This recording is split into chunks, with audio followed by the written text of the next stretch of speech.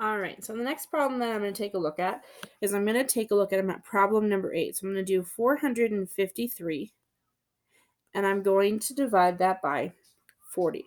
So I'm really going to be using number sense when I determine the first placement or the first partial quotient.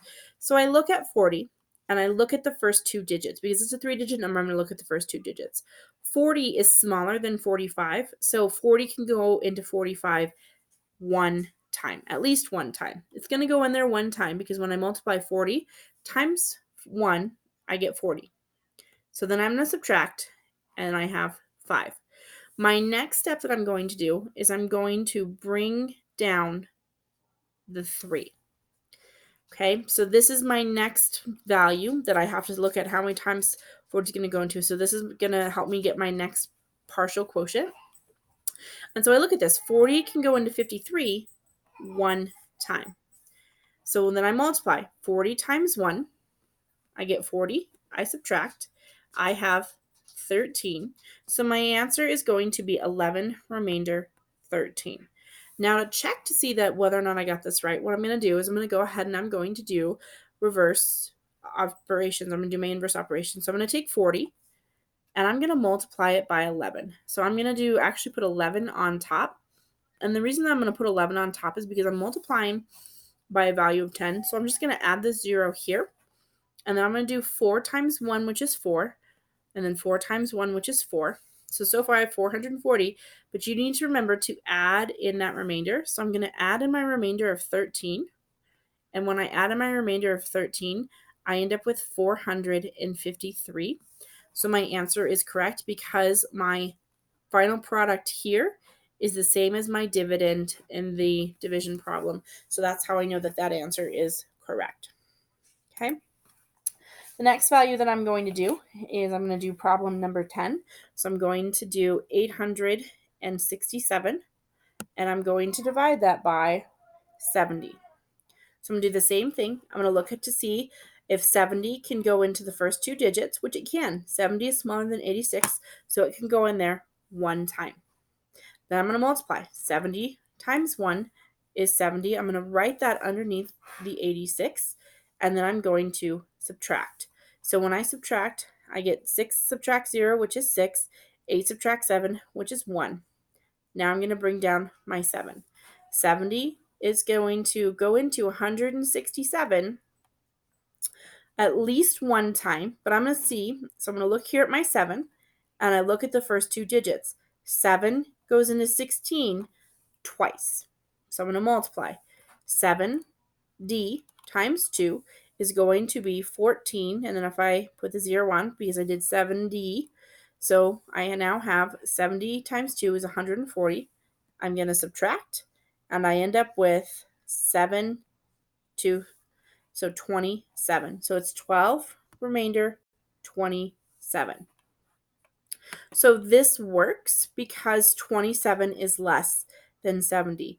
If at any point I have a remainder that's larger than my divisor, I need to go back and rework my problem.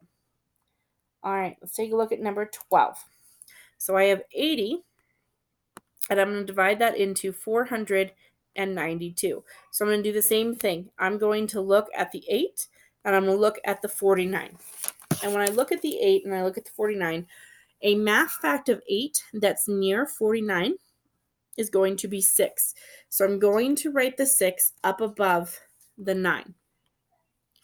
Not above the 9. I apologize. Because 8 does not go into 49. 80 does not go into 49. It's too large. But it's going to go into 492 about 6 times. So I'm going to write the 6 above the 2. So 80 times 6 is going to be 480. I'm going to subtract, and I have 12. So my answer is going to be 6 remainder 12. Okay, and so I'm going to check my answer by doing 12 times 80. And I'm going to set this one up a little bit different because it's a multiple of 10. 12 times 8. Oh, I'm sorry. It's not going to be 12 times 8. It's going to be 6 times 8. That would have been a good clue that I made a goof there. So 6 times 8 is going to be 48. and I put the 0 back on, so 480, and then I'm going to add my remainder of 12, and I get 492.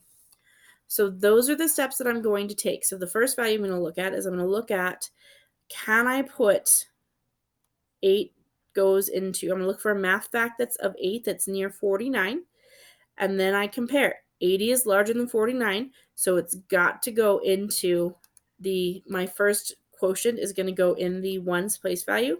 Then I multiply. 8 times 6 is 480. I subtract. I get my answer. I don't have another value to bring down, so this becomes my remainder of 12. Okay, let's try a couple more.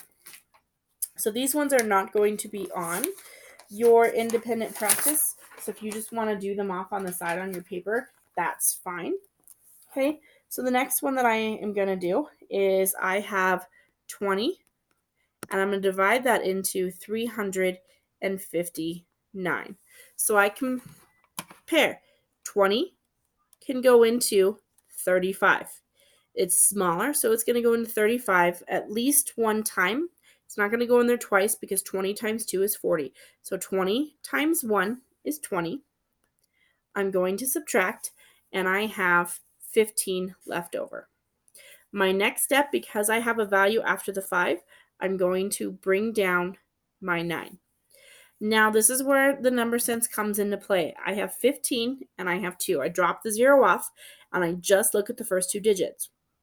A math fact of 2 that's near 15 is going to be 2 times 7, and I get 14. So what I'm going to do is I'm going to multiply 20 times 7. I put it above the 9's place because that's the value that I brought down. 20 times 7 is going to be 140. And when I subtract, I have a remainder of 19. So my remainder is less than 20, so that tells me that I did something correct. The way that I would check it would be to use that inverse operation of multiplication. Okay, if I have, let's try another one. So I have 70 divided into 632. So I look and I compare. 70 is larger than 63, so I have to look at how many times 70 can go into 630. So I underline these digits here, and I underline the 7. I'm looking for a math fact of 7 that's near 63. So 7 times 9 equals 63. So I'm going to put the 9 above the 2, and I'm going to multiply 70 times 9. And when I do that, I get 630. I'm going to subtract. I have 2, so my answer is 9, remainder 2. Okay? At this point in time, I'm going to have you guys work on your problems in your independent practice. If you're getting stuck, rewind the video, watch the steps that I do, and apply it to your problems.